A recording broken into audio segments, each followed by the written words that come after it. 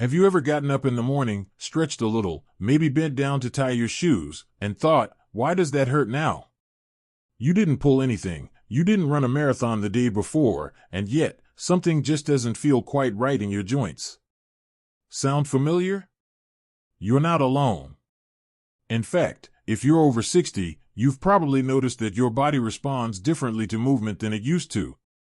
The same walk around the block that once felt like nothing might now leave your knees feeling a bit stiff, or your back a little sore. And here's the thing, staying active is still one of the best things you can do for your health, but how you move becomes even more important as the years go by. Today, I want to have a real, heart-to-heart conversation with you about something that doesn't get talked about enough. The kinds of exercise mistakes that might actually be doing your joints more harm than good after 60. I'm not saying you should stop moving, quite the opposite.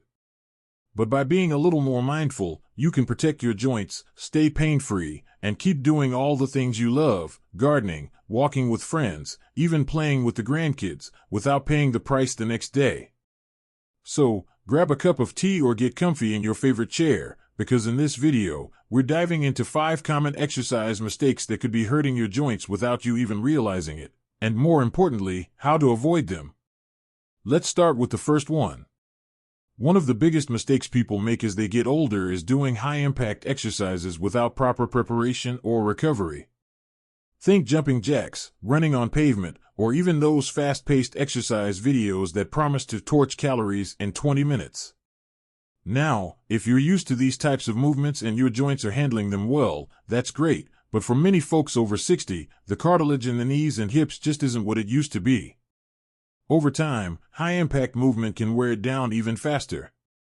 But the solution isn't to stop exercising, it's to switch things up. Low-impact activities like walking on grass instead of concrete, cycling, swimming, or even using a rebounder, those little mini trampolines, can give you a great workout without putting so much pressure on your joints. You still get your heart rate up, your muscles engaged, and all those feel-good endorphins, just without the wear and tear. A small change like that can make a huge difference in how your knees and hips feel afterward. Now, this brings us to something else that often gets overlooked, and that's skipping the warm-up. I know, it's tempting. Maybe you're eager to get outside for that walk, or your favorite fitness class is starting and you just want to dive in. But especially after 60, warming up isn't just a nice bonus, it's essential. When your muscles and joints are cold, they're stiffer, less lubricated, and more prone to injury. Think of your body like an old garden hose that's been sitting out in the sun. It needs a little gentle movement before it can bend without cracking. So even just 5 minutes of light movement, marching in place, rolling your shoulders, gentle side steps, can help get the blood flowing and loosen things up. It doesn't have to be anything fancy. It just has to give your body a chance to prepare. I remember one woman telling me, I never used to warm up. But once I started taking those few extra minutes, I noticed my knees didn't ache after my walks anymore. That's the kind of simple, powerful shift we're talking about here. You're not trying to become an athlete, you're trying to feel good in your body for as long as possible.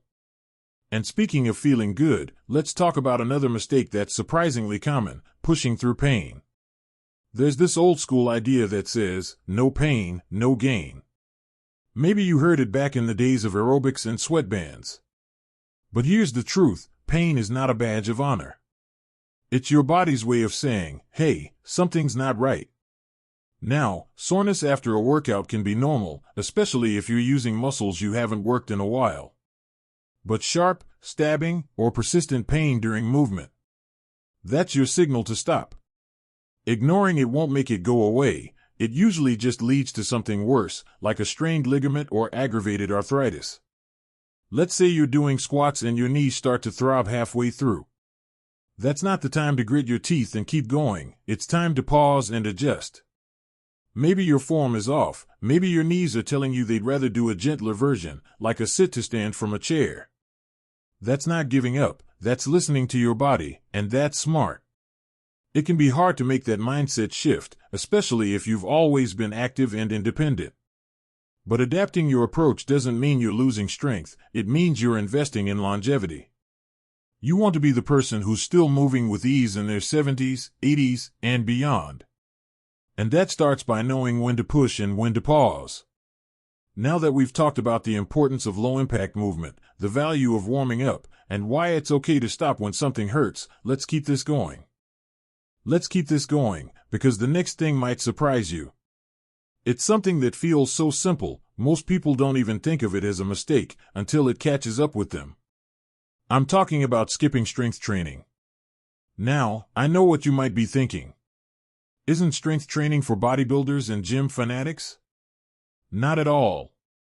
In fact, after 60, strength training becomes even more important, not just for building muscle, but for protecting your joints.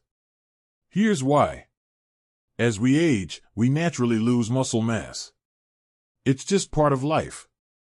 But the less muscle you have, the more pressure your joints have to handle all by themselves. Your knees, hips, shoulders, they end up doing a lot more of the heavy lifting, literally. That's when you start noticing those little aches when you get up from a chair, or that extra soreness after a long walk. But when you build even a small amount of muscle, you're giving those joints a support system. Think of your muscles like shock absorbers. They help cushion the impact of everyday movements and keep your joints aligned and protected. And the best part? You don't need a gym or heavy weights to get started. A couple of water bottles, a resistance band, or just using your own body weight can work wonders. For example, standing up from a chair slowly, without using your hands, is a great way to build leg strength. Holding onto a countertop and doing gentle heel raises can strengthen your calves and ankles. It doesn't have to be intense, it just has to be consistent. A few minutes a day, a few times a week, can make a huge difference in how steady and pain-free you feel. I remember meeting a gentleman named Roy.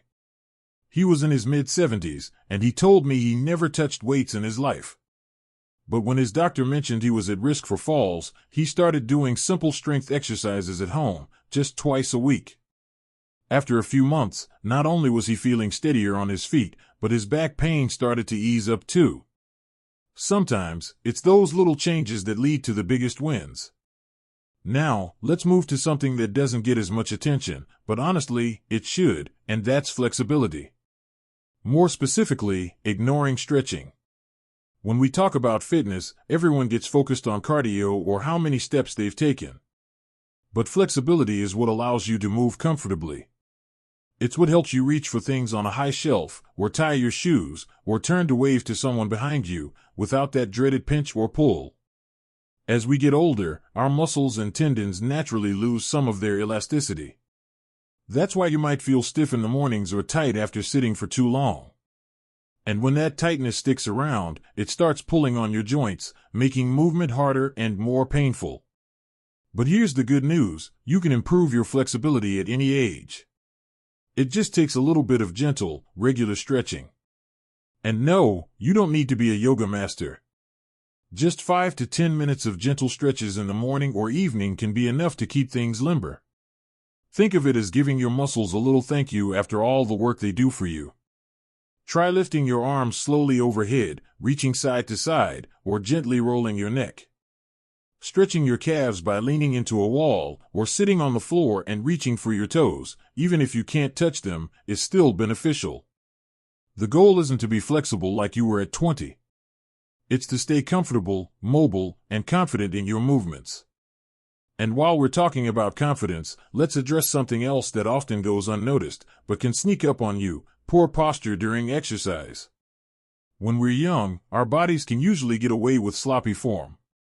But as we age, poor alignment, like rounded shoulders, a hunched back, or locking the knees, can put a lot of extra stress on joints that are already working hard. Think of your body like a house.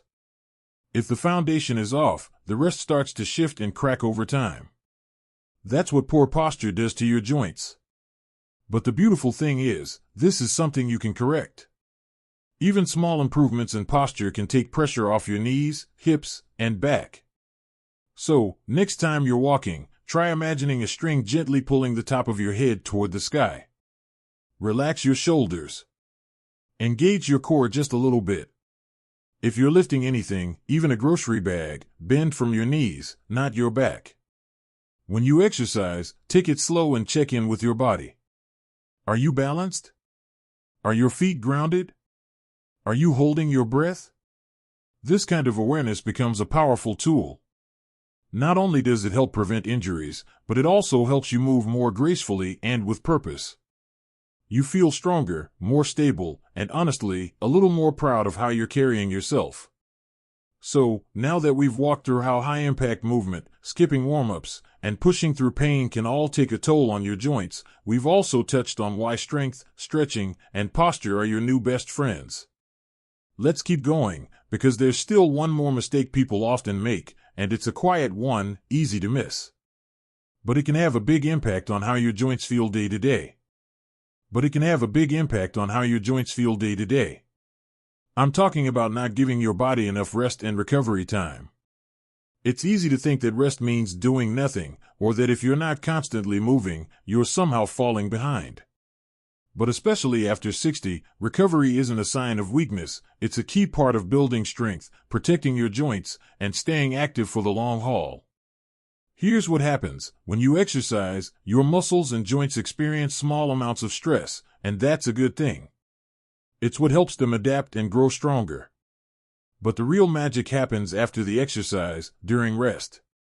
That's when your tissues repair themselves, inflammation goes down, and your body rebuilds stronger than before. Without enough recovery time, your joints don't get a chance to bounce back.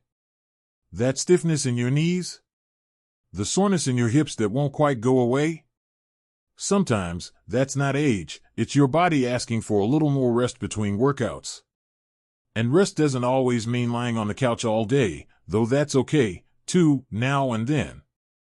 It can mean doing something light and gentle, like a stroll through the garden, some easy stretching, or simply letting one day be more restful after a day of higher activity. Think of your week like a rhythm, with active days and slower days woven together. That balance helps prevent wear and tear, gives your joints a break, and keeps you feeling refreshed rather than run down. And mentally, it helps, too. There's something deeply reassuring about knowing you're working with your body, not against it.